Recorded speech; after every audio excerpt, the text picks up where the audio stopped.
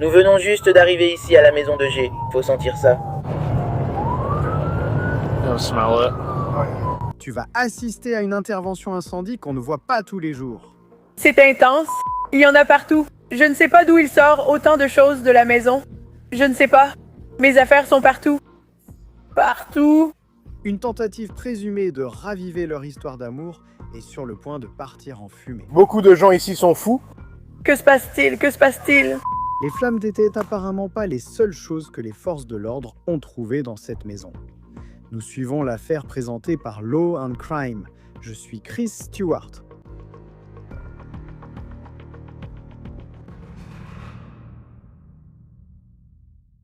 Un mariage qui aurait connu des hauts et des bas a atteint un niveau explosif en Floride. Et nous avons les images de la caméra piéton récemment publiées. Nous accompagnons le bureau du shérif du comté de Citrus, en Floride. Ce n'est pas loin d'Orlando et ils viennent d'être appelés dans une maison complètement ravagée par les flammes. Les adjoints du shérif ont été informés par un appelant au 911 qu'une femme aurait déclenché l'incendie. Lorsque ces adjoints du shérif arrivent sur les lieux, on peut voir la femme retenue sur place. Et elle est très émotive. Je voulais juste enlever un pansement. Elle a tout cassé sur les fenêtres, elle a toujours cassé les miroirs, j'ai refait les murs et tous les pneus, et je t'ai dit que je devais venir avec une dépanneuse et juste arracher mes affaires. Je ne sais pas ce que c'est ici, mais je vais le mettre là. Essence à briquet. Oui. Ouais. J'étais littéralement en train de courir dehors. Je te l'ai dit 1 million de fois. Je vais le mettre à l'arrière pour l'instant. Oui, on peut. D'accord. Mais est-ce que tu as quelque chose sur toi? Non. D'accord. Je peux le prendre dans ma poche, je ne sais pas ce que c'est. Tu as quoi? J'ai quelque chose dans ma poche. C'est quel sac là-bas? C'est lourd, c'est jeté partout.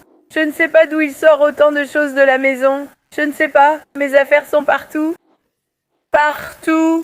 Qu'as-tu dans ta poche? Tu as dit qu'il y avait quelque chose dans ta poche. Dans la cage ou un truc comme ça, je sais pas. Il a toutes mes affaires partout. Partout, il va détruire mon vieux camion. Il vient juste de partir, j'ai une vidéo. S'il vous plaît, c'est une vidéo. Arrêtez de tendre la main. Je suis désolé. Je suis désolée, je n'essaie pas de le faire. Être impoli. Ouais, ne tendez pas la main. Ne tendez pas la main. Est-ce qu'il y a quelque chose ici qui pourrait piquer ou blesser? Eh bien, tu ne crois pas, alors... Si tu te fais piquer, si je me fais piquer, c'est tout ce que je peux trouver par terre. Je veux voir en quoi c'est ma faute alors que je n'ai rien fait. Eh bien... On ne sait pas ce qui se passe. Donc, quand j'étais ici, il voulait monter et arracher toutes mes affaires. Et il avait quelque chose comme ça et ce type, je ne sais pas. Tourne-toi de ce côté. Je ne le redirai pas. Parce qu'il a pris toutes mes affaires. C'est... Si tu ne descends pas et n'écoutes pas la colline, J'écoute. ça ne va pas bien se passer. Alors arrête. D'accord. Vous deux, D'accord, par ici. Vous deux, attendez ici pendant qu'on clarifie la situation. c'est dingue. Asseyez-vous.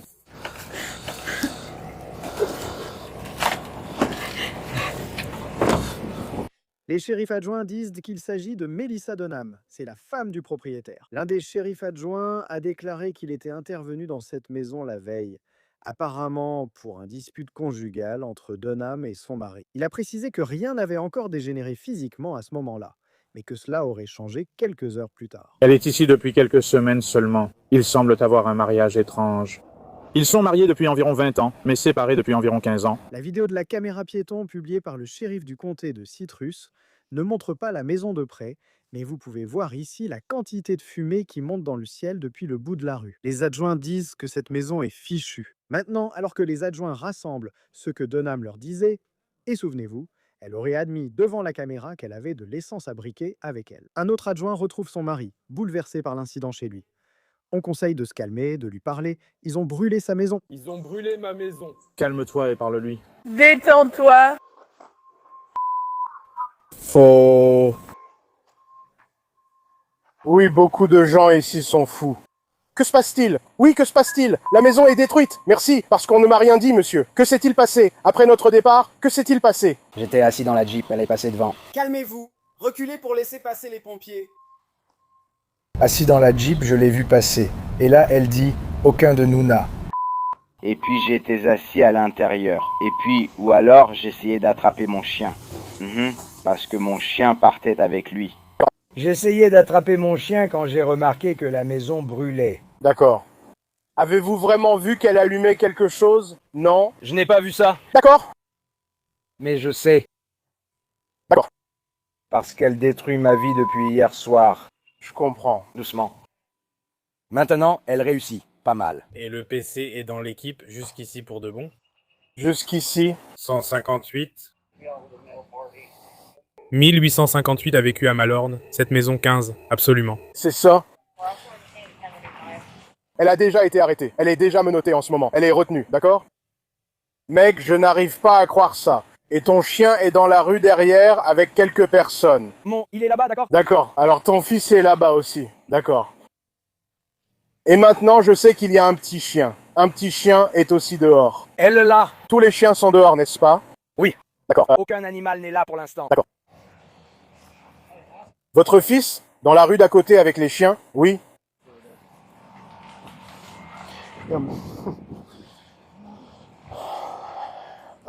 C'est aussi sa famille ici. Ce n'est pas grave. Oui, ils sont de la même famille. Je lui ai demandé de revenir attendre près de ma voiture pour vous amener ici. Il criait qu'elle avait brûlé la maison. C'est pourquoi j'ai dit de la retenir. Oui, non, absolument. J'ai laissé flânerie avec leurs affaires. Vas-y, Garcia.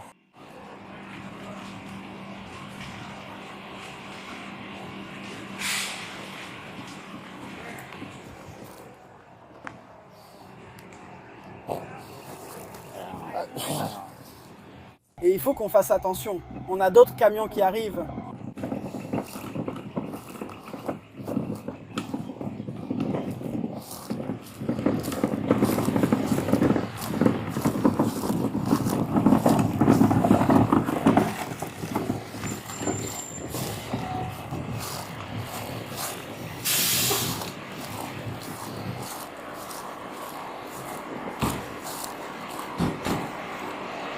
Descends et parle-lui.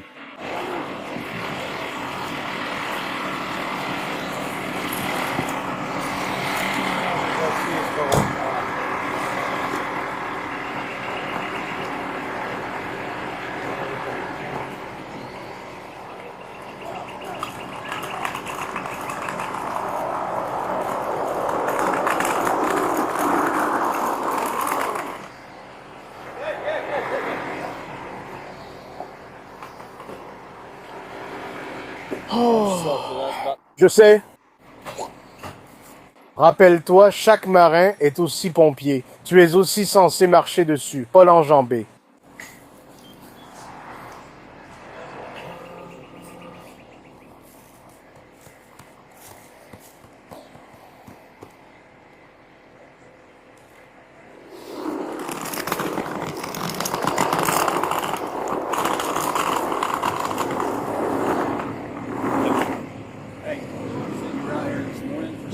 Oui, une altercation verbale entre ces deux-là. Et puis vers 3 heures du matin, à peu près, ils étaient ici. L'équipe de nuit aussi était sur place. Même chose, une altercation verbale. Il n'y en a plus de ceux-là. Plus d'altercation verbale, plus de maison non plus. Le mari s'appelle Joshua Dunham et vous l'avez entendu accuser très agressivement sa femme d'avoir mis le feu à la maison. Mais les adjoints du shérif disent qu'elle l'accuse, lui, d'être celui qui a déclenché l'incendie. Je cherche mon fils. Donnez-moi juste une bière. J'essaie de trouver mon fils. Allons chercher la voiture. Ramène-la. Vraiment? Jusqu'à ce que nous... qu'est-ce qui se passe? C'est tout le truc. Il a perfectionné ça et il a pas fait tout le... Truc. Tourne-toi de l'autre côté. Mec. Ils doivent redescendre maintenant. Ouais, mais on ne sait pas du tout ce qui se passe.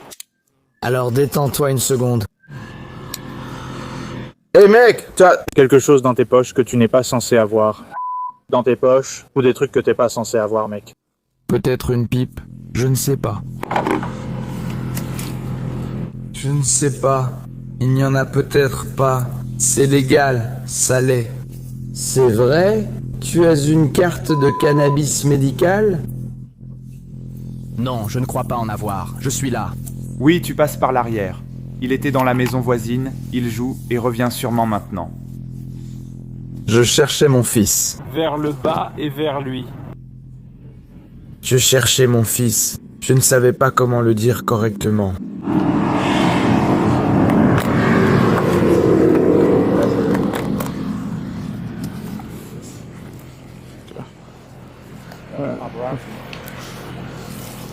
Voyons si les voitures du dernier sont ouvertes. Je ne sais pas. Où est-ce Junior, non? Je vais aller en bas à gauche ici. Ouais, je t'ai compris. Et mon fils, il avait acheté mon fils. Ouais, on le fera, mec. Jusqu'à ce qu'on comprenne ce qui se passe, mec. Tu n'as pas d'ennui ou quoi que ce soit. Pas encore. J'en ai l'impression. Ouais, c'est verrouillé. Je veux dire...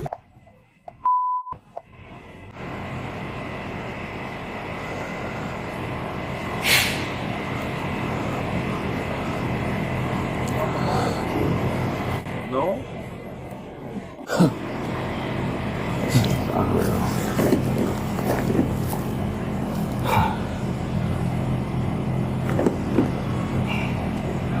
As-tu...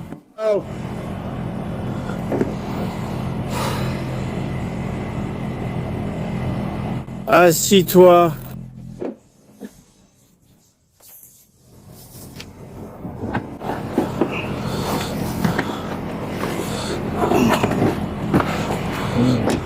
Les adjoints ignorent qui a déclenché l'incendie ayant détruit la maison et notent qu'ils étaient déjà intervenus sur place pour une situation domestique ces dernières 24 heures. Bonne nouvelle, les adjoints disent que tout le monde est sorti de la maison.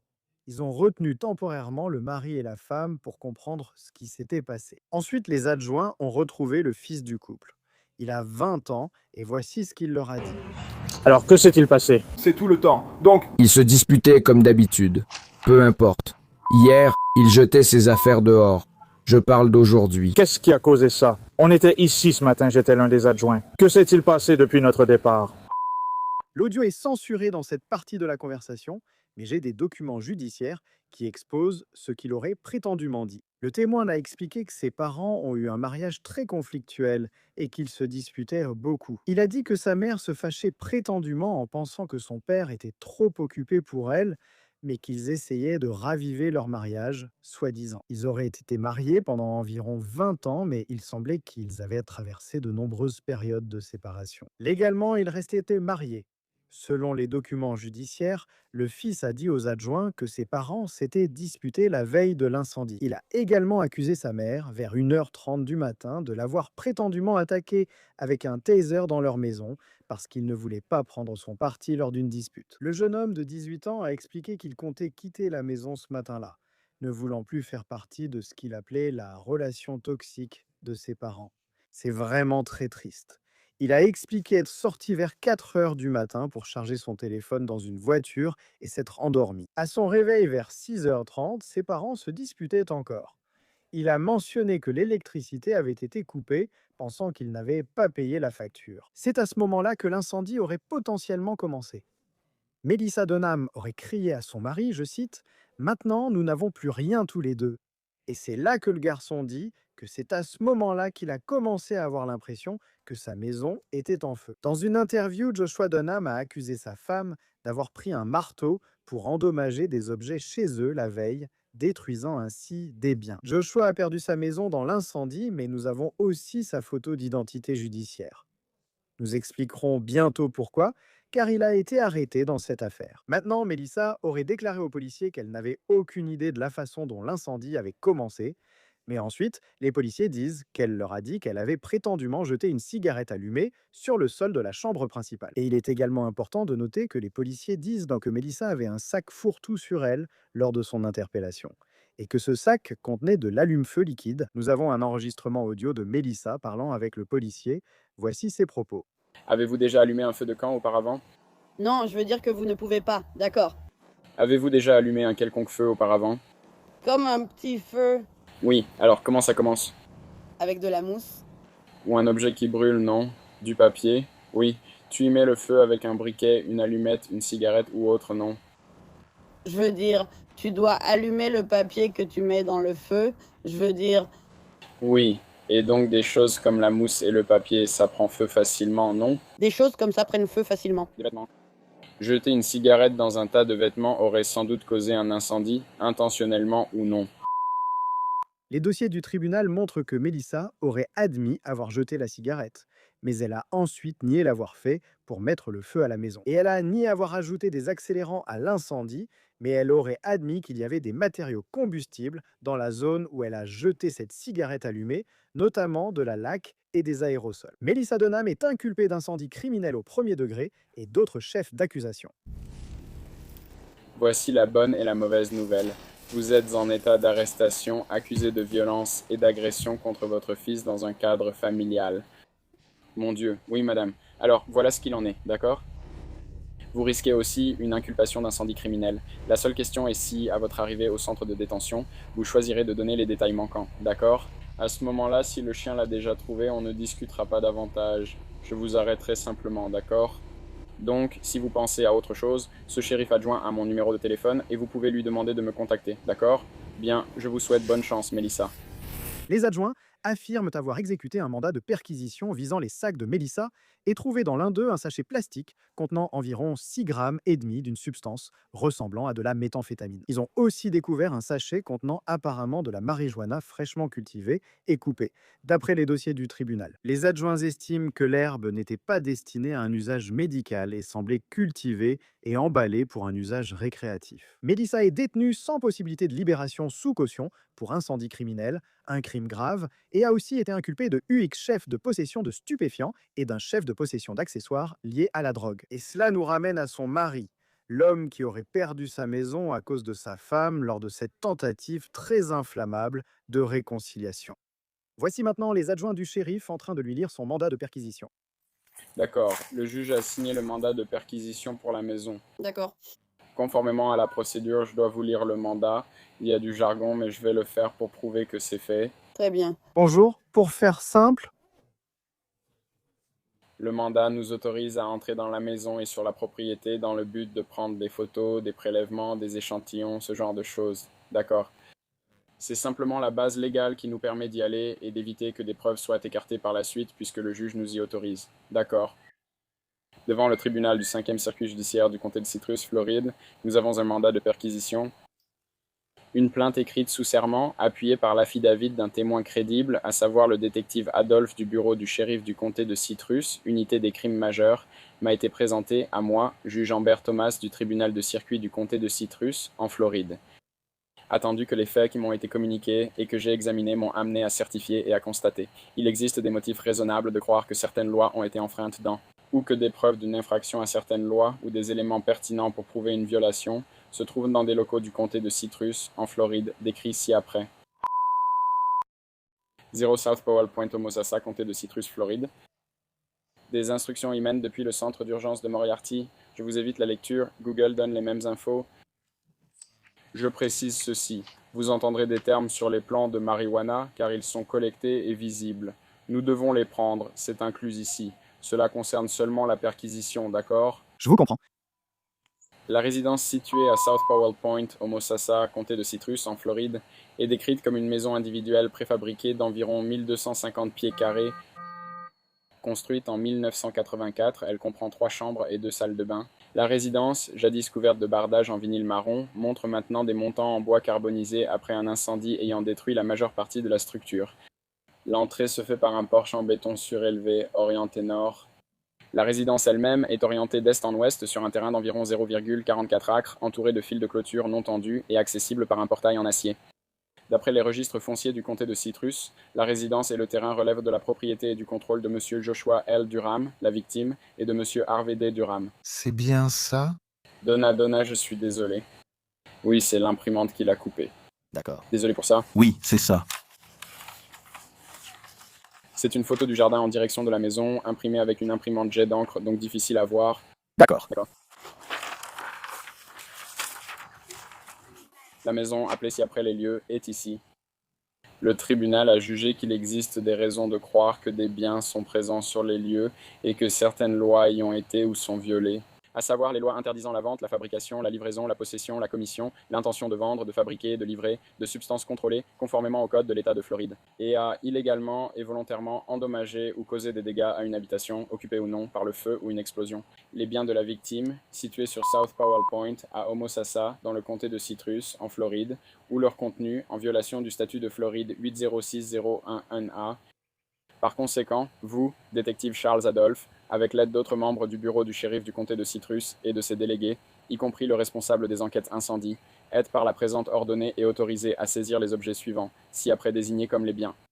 Tout équipement servant à fabriquer des stupéfiants dans la résidence, les remises ou dépendances. Toute substance contrôlée non prescrite par un médecin aux personnes citées, Joshua Dunham et Melissa Dunham. Tout matériel de culture présent dans la résidence, remise ou dépendance. Tout objet ou accessoire présent dans la résidence ou ses dépendances. Effet personnel des prévenus lors de l'arrestation à Canaan. Un sac à dos Nike noir, un sac fourre-tout blanc, un sac Marc Jacobs et un sac Calvin Klein noir. Preuves biologiques, photographies, écouvillons et échantillons, dispositifs incendiaires, sources de combustible.